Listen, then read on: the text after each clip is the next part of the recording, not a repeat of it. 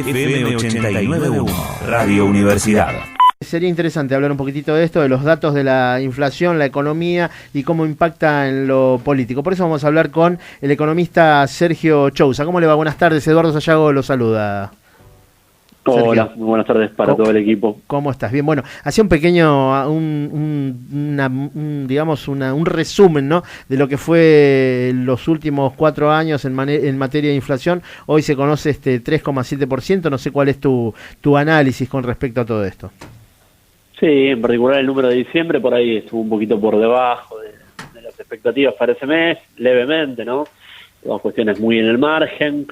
Viendo el trazo grueso, el número asusta, el número es estrafalario, es el más alto desde 1991, bueno, sobran casi palabras a la hora de describir lo que fue el desbarajuste inflacionario de 2019, que, bueno, es un poco la frutilla del postre de 4 años de altísima inflación, que todos acumulados superan el 300% de inflación, ¿no? Uh-huh. Con estos números que vos mencionabas, anuales. Y bueno, me parece que el principal aprendizaje que nos deja es como un error de diagnóstico, como primero una subestimación del problema y posteriormente elección de herramientas inadecuadas para enfrentar este problema, conllevan resultados tan sesgados y tan diferentes de lo que se preveía allá a lo lejos en el tiempo, en 2016, cuando los objetivos eran totalmente otros. Para este año, sin ir más lejos, la previsión era consolidar 5% de inflación en este 2019, en el 2019 que acaba de terminar. Claro. Con lo cual, bueno, el desbarajuste fue mayúsculo, y yo en particular no puedo deslindarlo de una mirada muy sesgada del problema de precios en Argentina, para simplificar, por el hecho de que, bueno, se asimiló mucho el problema a una situación estrictamente monetaria, que con instrumentos puramente del Banco Central iba a ser suficiente como para solucionarla, y bueno, los resultados son estos. Uh-huh. Sergio, nosotros que no sabemos mucho de economía, hoy llegamos a una conclusión con los compañeros en el piso, en que se había logrado hasta algunas variantes que generalmente no se dan en la economía, que era enfriar la economía, parar el mercado, que no haya consumo en el mismo, y así todos los precios seguían escalando, digamos, ¿no? Esto es una variable que generalmente no se da. Uh-huh. Sí, es verdad, es un fenómeno muy patológico, lo conocemos como estanflación, o en realidad deberíamos inventar una palabra nueva para el caso argentino que sea depreflación, porque ya la economía argentina está en una depresión, no simplemente en un estancamiento. Uh-huh. Y es una situación en la cual marida un contexto de recesión, de caída de la actividad, como bien señalabas, con inflación alta, lo cual es bastante patológico, como te decía, suele predominar en los países en los cuales se profundizan caídas de la actividad tan rotundas como la que ocurrió en 2018 y 2019, que la presión sobre los precios internos aminora un poco, al menos porque no hay pesos de la calle, al menos porque hay cierto disciplinamiento por el lado de la demanda, ¿no? De los empresarios que no pueden trasladar a los precios finales porque no tienen una convalidación de nadie que les compre, uh-huh, nadie que les consuma. Bueno, eso no ocurrió en el caso argentino porque, de nuevo, los factores movilizantes de la inflación no solamente fueron los convencionales, de esta inflación de demanda o inflación de gasto, sino también otros aspectos, como el tarifario, como el cambiario, como las expectativas y como la inercia de inflación.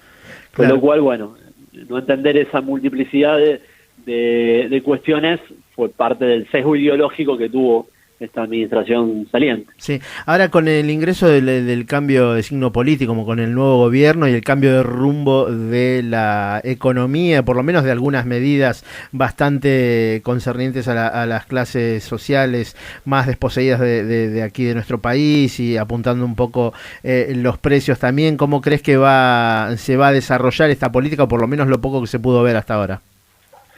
Bueno, a ver, en materia inflacionaria tenés un desafío mayúsculo porque vos tenés ahora en plena ruta, en una ruta que está despejada, un auto que viene a 200 kilómetros por hora, y frenar eso no es algo sencillo ni automático.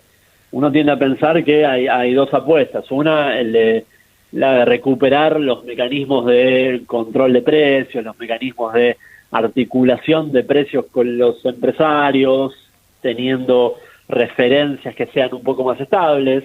El paradigma por excelencia es el de precios cuidados, ¿no? Que fue una de las primeras cosas que recuperó esta gestión, sí, en su génesis original, ¿no? La de 2014. Y después una apuesta a concertar una trayectoria, concertar políticas con el sector privado, con los formadores de precios, también con los representantes de los trabajadores, en esta apuesta que se viene, que es la de la mesa del acuerdo económico-social, ¿no? El pacto social, con la institucionalidad que va a implicar que el acuerdo pase por el Congreso, con un Consejo Económico institucionalizado por ley. Me parece que esas son dos herramientas novedosas, más allá de todo el resto de las baterías que no dejan de ser tradicionales en algunos casos, la tasa de interés, el manejo del Banco Central, por un lado, y el manejo del tipo de cambio, ¿no? Que deja de ser un poco más de nafta en la hoguera, y uno tiende a pensar que este año se va a convertir en un ancla, porque se va a mover seguramente mucho menos que en años anteriores. Claro, ahora, si bien algunas medidas generaron la reacción, por ejemplo, del campo, de los productores del campo, también hay otras patas de la mesa, ¿no? Hablamos de la producción, las pequeñas y medianas empresas, la generación de empleo. ¿Vos creés que se logrará de alguna manera reactivar la industria y el comercio nacional, que ha quedado muy parado, realmente muy golpeado?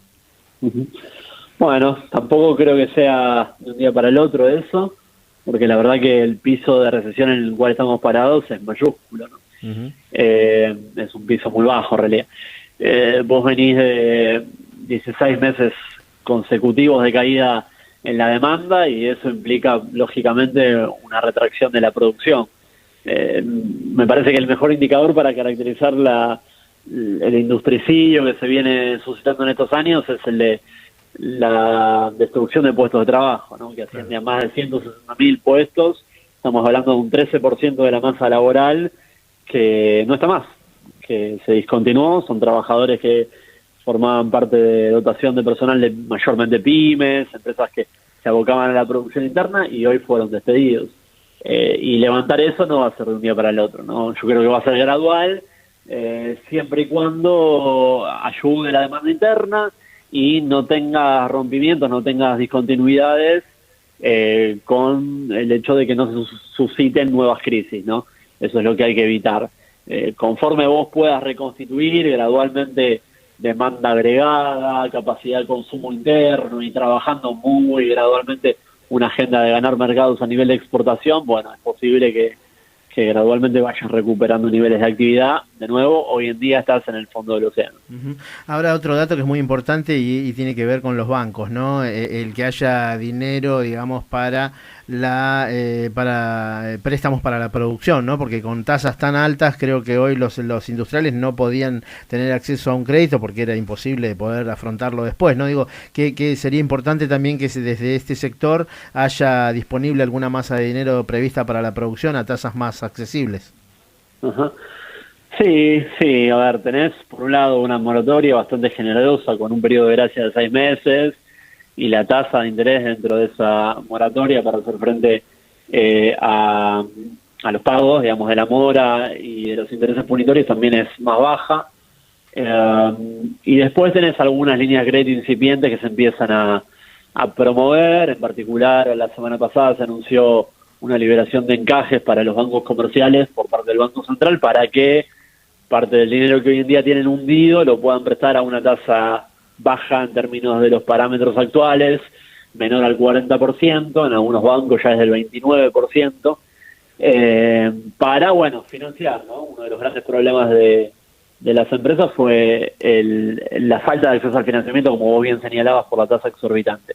Ahora, eso no lo podés tampoco sobregirar de un día para el otro, ¿no? Tiene que ser gradual, porque si no, también podés correr el riesgo de generar un efecto de burbuja, o también de afectar los niveles de solvencia del sistema financiero, ¿no? Entonces, esa tan baja de tasa de interés también se tiene que dar conforme gradualmente se vaya dando la reducción de la inflación, ¿no? Digamos, en su justa medida y armoniosamente, como decía el general. Perfecto, bueno, pero hay expectativas, ¿no? Esto es lo importante. Sí, claro, las expectativas mejoraron respecto del desastre de 2019 porque cambió el paradigma económico, claro. ¿No? Solamente por eso. Ahora, bueno, hay que demostrar que con hechos y bueno, para eso hay que esperar, hay que tener paciencia, partiendo obviamente de una situación muy aguda, pero hay que tener confianza. Muy bien, Sergio, te agradecemos muchísimo por tu tiempo y por tu amabilidad. Que tengas buenas tardes. A ustedes. Hasta luego. Sergio Chousa, economista, hablando con nosotros porque hoy se conoció el índice de la inflación de nuestro país. La radio es otra forma de escuchar el mundo.